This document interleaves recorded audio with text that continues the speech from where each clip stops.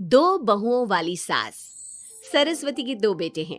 बड़े बेटे राम की शादी रज्जू से हुई है और छोटे बेटे श्याम के लिए लड़की देखने का सिलसिला जारी है। एक दिन रज्जू की माँ का फोन आता है और उसकी सास फोन उठाती है। हेलो, कौन बोल रहा है? दूसरी तरफ फोन पर रज्जू की माँ लीलावती बोलती है। हेलो समधन जी, मैं लीलावती बोल रही हूँ, रज्जू की माँ। अरे नमस्कार समधन जी, कैसी हो? बहुत दिनों के बाद याद किया आज। यहाँ पर तो सब कुछ ठीक है, बस मेरी तबीयत थोड़ी खराब है। अगर बुरा न मानो तो एक बात बोलूं? अरे कैसी बात कर दी आपने समधन जी, आपकी बात का बुरा क्यों मानना, बोलिए बोलिए। मेरी कुछ दिन से तबीयत ठीक नहीं है और यहाँ पर मेरी देखभाल करने वाला कोई नहीं। क्या आप रज्जू को कुछ दिन के लिए मेरे पास भेज सकती हैं? ठीक है, हम रविवार को रज्जू को छोड़ जाएंगे। इतना कहकर सरस्वती फोन काट देती है और अपनी बहू को आवाज लगाती है। रज्जू, ओ रज्जू, जल्दी यहाँ आना तो। क्या हुआ माँ जी, कुछ चाहिए था क्या? अरे नहीं, कुछ नहीं चाहिए। अभी तुम्हारी माँ का फोन आया था, उनकी कुछ दिन से तबीयत खराब है, वो तुम्हें बुला रही है। राम को फोन करके कह दे कल की 2 ट्रेन की टिकट करा देगा, मैं भी जाऊंगी तुम्हारे साथ।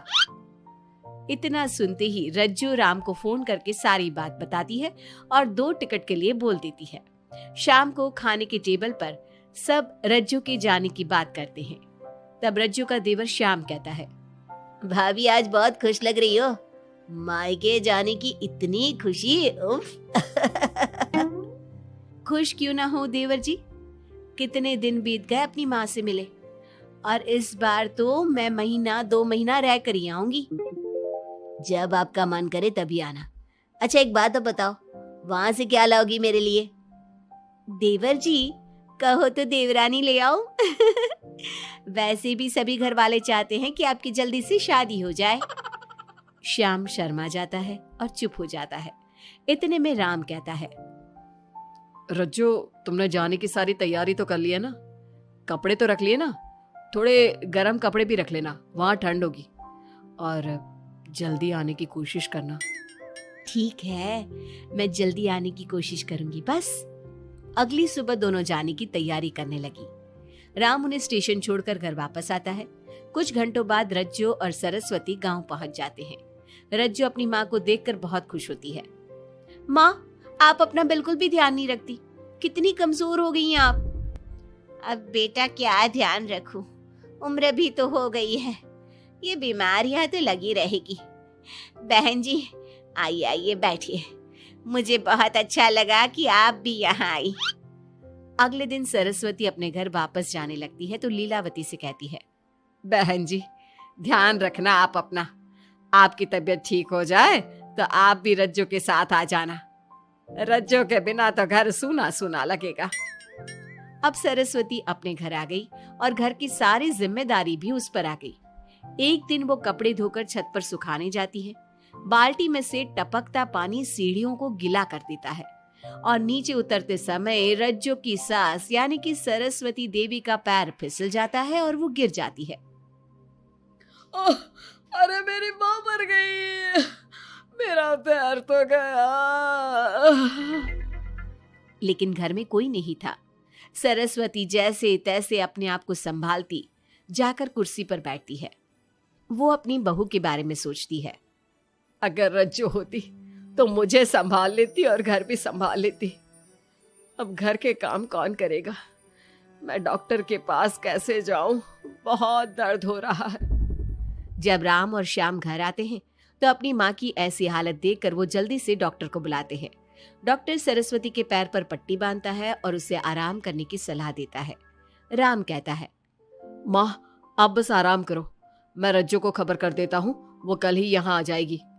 अरे रहने देना बेटा, उसकी माँ की तबीयत ठीक नहीं है, कुछ दिन में वो खुद ही आ जाएगी, उसे परेशान मत कर। माँ अब हमें श्याम की भी शादी कर देनी चाहिए, कभी घर में कोई ऐसी परेशानी आती है तो कोई तो होगा घर संभालने वाला।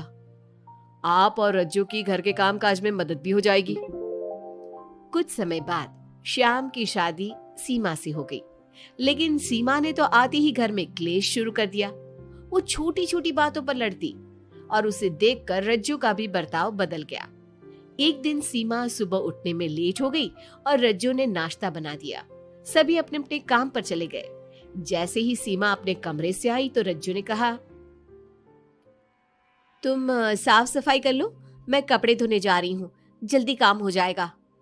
रज्जू की बात सुनते ही सीमा आग बबूला हो गई और कहने लगी, आज मैं उठने में लेट क्या हो गई? आप मुझ पर हुक्म चलाने लगी। मुझसे कोई इस तरह से बात करी है मुझे बिल्कुल भी पसंद नहीं है। अरे सीमा, ये किस तरह की बात कर रही हो तुम मुझसे? मैंने कोई हुक्म नहीं दिया तुम्हें। मैं तो बस काम को जल्दी खत्म करने की बात कर रही हूँ। उन दोनों की नोक झोंक सुनकर सरस्वती बाहर आ जाती है और दोनों को समझाती है। शाम को सब एक साथ खाना खाने लगे।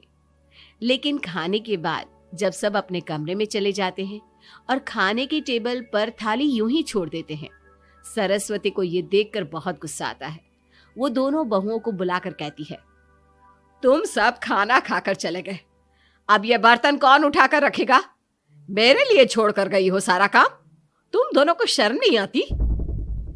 अब दोनों बहुएं एक दूसरे के ऊपर बात टालते हुए फिर लड़ने लगी। ये देख सरस्वती परेशान हो गई। उसने दोनों को डांटा और उन्हें अपने कमरे में भेज दिया। सरस्वती ने जूठे बर्तन धोए। कुछ दिन इसी तरह चलता रहा। अब दोनों सास की नजरों में एक दूसरे को गिराने में लग गई। माँ जी, जब भाभी फोन पर बात कर रही थी ना, तो कह रही थी मैं अपने मायके चली जाऊंगी तो देखते हैं कि कौन काम करता है। और ये हम सबकी बुराई कर रही थी वो। बहू, किसी की बात चुपके से सुनना गलत है ना। तुम आज के बाद ऐसा मत करना। अब तुम जाओ, मैं रज्जू को समझा दूंगी। सरस्वती ने रज्जू से बात करके उसे समझा दिया। लेकिन रज्जू को अपनी देवरानी पर बहुत गुस्सा आया। अब वो भी सीमा की चुगली अपनी सास से करने लगी। अगले दिन रज्जू अपनी सास के कमरे में जाती है और कहती है, मैंने सीमा को बात करते सुना था।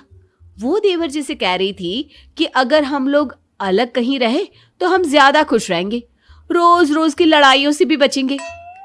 सरस्वती को इस बात पर गुस्सा तो बहुत आया, लेकिन उसने कुछ कहा नहीं। जब दोनों बहुओं को लगा कि सरस्वती उनकी बातों में नहीं आने वाली, तो उन्होंने रिश्तेदारों और पड़ोसियों से एक दूसरे की चुगली करना शुरू कर दिया। जब सरस्वती को यह बात पता चली तो उसने इनकी लड़ाई को शांत करने का उपाय निकाला। रज्जो, सीमा, यहां आओ दोनों। दोनों अपनी सास के पास आती हैं। कल मैं घर में हवन करवा रही हूं। तुम पड़ोसियों और रिश्तेदारों को आने के लिए कह दो और हवन की सारी तैयारी कर लो। हवन का दिन आ गया। पंडित जी रामायण का पाठ करने लगे। माता सीता से महान कोई पत्नी नहीं।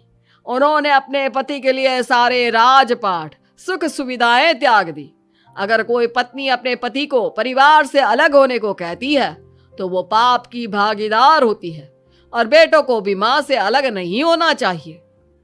सीमा पंडित जी की बात बहुत ध्यान से सुन रही थी और उनकी हाँ में हाँ मिला रही थी। ऐसे ही रामायण का पाठ अंतिम सीमा पर आ गया, जिसमें विभीषण के बारे में बताया गया था। अगर विभीषण अपने भाई का भेद न देता तो रावण का विनाश नामुमकिन था। पूजा खत्म होते ही सीमा बोल पड़ी, तभी तो मैं कहती हूँ परिवार में आपसी प्रेम होना बहुत जरूरी है। लेकिन मेरी सुनता कौन है इस घर में? आपसी प्रेम की बात कौन कर रहा है, जिसने घर में आती ही लड़ाइयां शुरू करवा दी। दोनों में फिर से नोक झोंक शुरू हो गई। सरस्वती दोनों को चुप कराते हुए बोली, अरे चुप हो जाओ तुम दोनों, पड़ोसी क्या कहेंगे, सब सुन रहे हैं तुम्हारी बातें।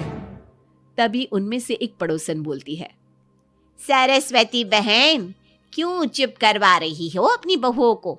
हमें तो इनके बारे में सब कुछ पता है। ये दोनों हमारे घर आकर एक दूसरे की चुगली करती है। तुम्हारे घर की हर छोटी से छोटी चीज पता है हमें। आंटी जी, हमने अपना समझ के आपको कुछ बता दिया तो इसका मतलब ये नहीं कि आप सबके सामने हमारी सास से हमारी शिकायत करेंगी। आप तो सबसे बड़ी चुगलखोर हो। सीमा की बात सुनकर सभी पड़ोसन उन्हें बुरा भला कहने लगी। उनकी बातें सुनकर दोनों बहुएं सबके सामने बहुत शर्मिंदा हुई। जब सब उनके घर चले गए तो सरस्वती ने अपनी बहुओं से कहा, अब तुम दोनों को तो बहुत खुशी होगी कि सारे मोहल्ले की औरतें हमारे ही घर में खड़ी होकर हमें ही सुनाकर चली गई। हमें काफी साल हो गए यहाँ रहते हुए, लेकिन आज तक किसी में भी इतनी हिम्मत नहीं थी कि हमसे ऊंची आवाज में भी बोल पाए। लेकिन आज तुम दोनों की वजह से ये सब हमारी बुराई कर रहे हैं। तुम दोनों ने ये सब अच्छा नहीं किया। सीमा, तुम्हारे इस घर में आने से पहले हम सब बहुत प्यार से रहते थे, लेकिन ये सब लड़ाइयाँ तुम्हारे आने के बाद शुरू हुई है। आज के बाद तुमने घर में किसी से भी झगड़ा किया तो मैं तुम्हें तुम्हारे मायके छोड़ आऊंगा, समझी तुम? ये बात सुनकर सीमा रोने लगी और सबसे माफी मांगने लगी। पंडित जी भी ये सब देख रहे थे। उन्होंने सबको शांत करवाया। कृपया आप सभी शांत हो जाइए, गुस्से से तो बात और बिगड़ जाएगी। अगर आप दोनों बहुएं मिलकर रहती, घर की बात घर में रखती, तो कोई आपसे कुछ कहने की हिम्मत नहीं करता। आज आपको इस बात का एहसास तो हो ही गया होगा। औरत ही तो होती है जो मकान को घर बनाती है। अब भी कुछ नहीं बिगड़ा, आप दोनों प्यार से रहो। आपके पड़ोसी और रिश्तेदार अपने आप चुप हो जाएंगे। पंडित जी की बात दोनों बहुओं की समझ में आ गई। अब दोनों प्यार से रहने लगी। इसी तरह समय बीत गया। अब पड़ोस की औरतें उनके प्यार की मिसालें देने लगी।